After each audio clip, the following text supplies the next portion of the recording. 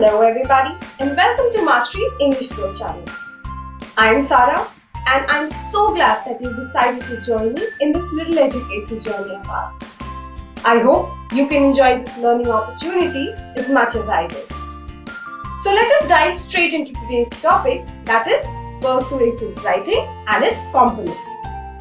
But before we do that, let me tell you a short story. Adam is a 14-year-old boy who is living in the city of Jaipur. He currently has a curfew of 8:30 p.m. after which he is not allowed to leave his house for any purposes. Now Adam has decided that he will talk to his parents about increasing his curfew from 8:30 p.m. to 10:30 p.m. And to do that, he decided that he'll write a note to them. The note reads, "Hello Mom and Dad, I wanted to request you extend my curfew from 8:30 p.m. to 10:30 p.m. as it will allow me to stay out for a longer period of time and finish my work and play. This new timing will be very convenient for me and I have grown up and I promise you that I will be responsible with the new timings." Adam's parents read his note and had a small discussion amongst themselves. But they ultimately decided that they were not going to change his curfew as he just wasn't convincing enough in his note. Now, what we are going to do in this module of ours is that we are going to learn from the mistakes that Adam made in his note and learn how can we actually write influential requests that will help us to convince people to act in our favor. This is what we call persuasive writing. Now, why do we use persuasive writing? We use persuasive writing when we want the reader to agree with our views and what we have to say. Sounds great, does it not? I mean, we are throughout a day trying to persuade someone or the other. So, why not learn how to be better at it? I mean, persuasion is a skill and anyone can learn this skill. So, let's take a detailed look at the art of persuasion. The art of persuasive writing is built on three pillars: ethos, pathos, and logos. Too many new words. I know, right? It can be a little daunting, but trust me, soon all of this will make sense. Alright, back to our lesson. So, let's quickly recall Adam's story. Adam wanted to convince his parents to increase his curfew, but sadly he wasn't able to do that because he wasn't convincing enough in his note. If Adam would have included these three things in his note, that is, ethos, pathos and logos, his parents just might have given him a greater consideration. Now, before we get into the three parts of persuasive writing, let's check out some real-world examples with persuasive writing, and these three elements are frequently employed. First, we have speeches. So, what are speeches? Speeches are given to an audience to influence them on a given subject. So, naturally, they have to be very strong and convincing. Next, we have essays and articles. Now, essays and articles can be considered a written form of speech. So, naturally, they too have to be very strong and convincing in nature so that people will take action in your favor. Next up, we have debating, which again is quite obvious, is it not? Because when we are debating, we want that the person or our audience should agree with what we are saying. So, persuasive writing plays a very important role in allowing a person to come up with convincing arguments. Next, we have advertisements, something we're all very familiar with, right? So, advertisements, whether they are on television, newspaper, or social media, they're all trying to persuade their audience to use their services or products over a competitor. And this is where persuasive writing comes into play. It helps advertisements promote their product in an extremely convincing manner. I mean, we have fallen for their traps so many times, right? They are that good with their persuasive writing skills. So now we know the three major parts of persuasive writing, which are ethos, pathos and logos. But in this video, we are just going to cover ethos, while pathos and logos will be covered in a different video. We really don't want to bombard you with everything at once. I learned it a bit by bit, and that is how I want you guys to learn it as well. Okay, coming back to our lesson at hand.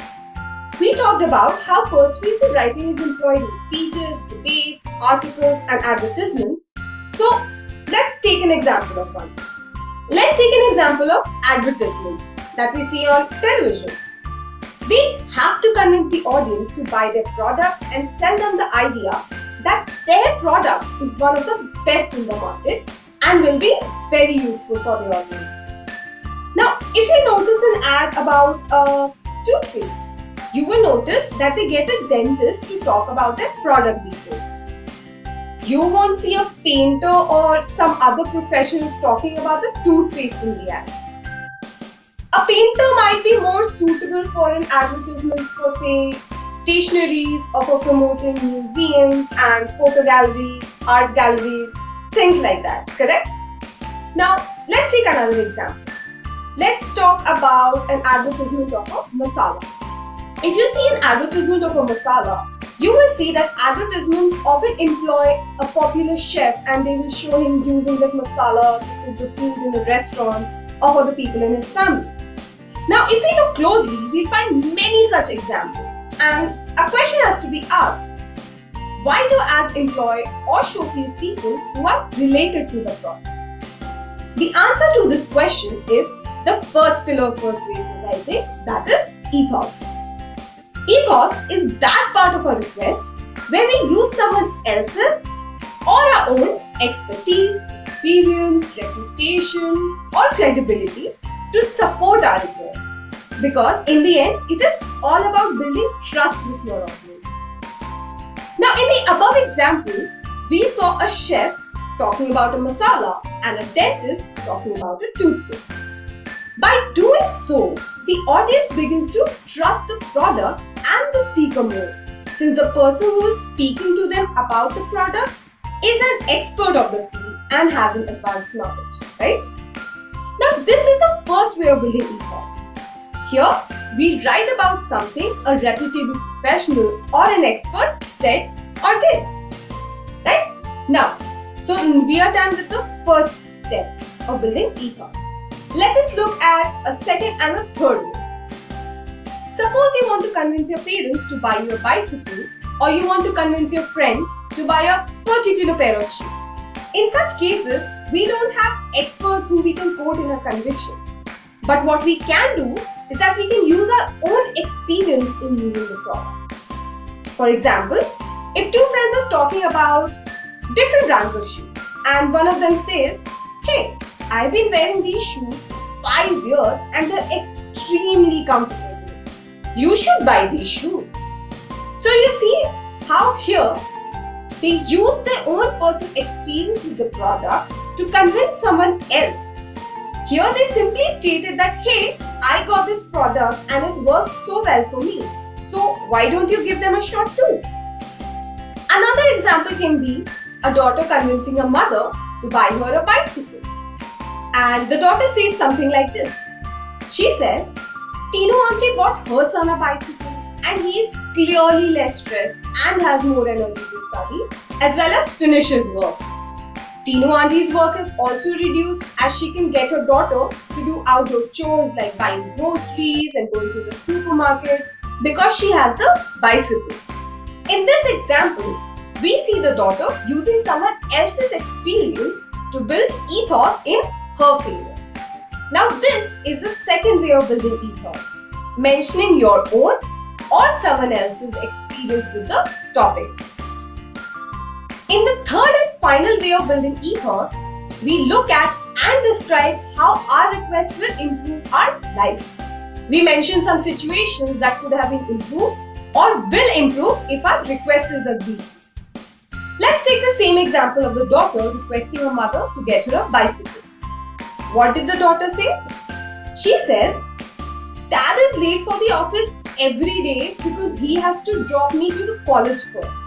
If I had my own bicycle, I would be able to ride myself to college and Dad would not have to drop me and then get late for his work." Now, Can you see what she did here? In this example, the daughter built ethos by describing how her request for a cycle will improve an existing problem for the family. That was pretty smart of her, wasn't it? I mean, she made her family see how buying her a bicycle would be beneficial not just for her, but for the family as well. Thus, summarizing ethos, it is a way of building credibility with our audience, and it can be achieved in 3 ways. Come on, recall it with me. Number 1, talking or writing about an expert or a reputable of the field. Second, mentioning your own or someone else's experience with the topic. And third, thinking of how the request will improve a situation or a problem. So now that we have learned some persuasive skills, let's go back to the original story about Adam and introduce ethos in his note. Again, remember, we have to make it convincing. We have to give it some reputable backing, tell his parents how it will improve his life and their life, and then maybe, talk about someone else's experience as well.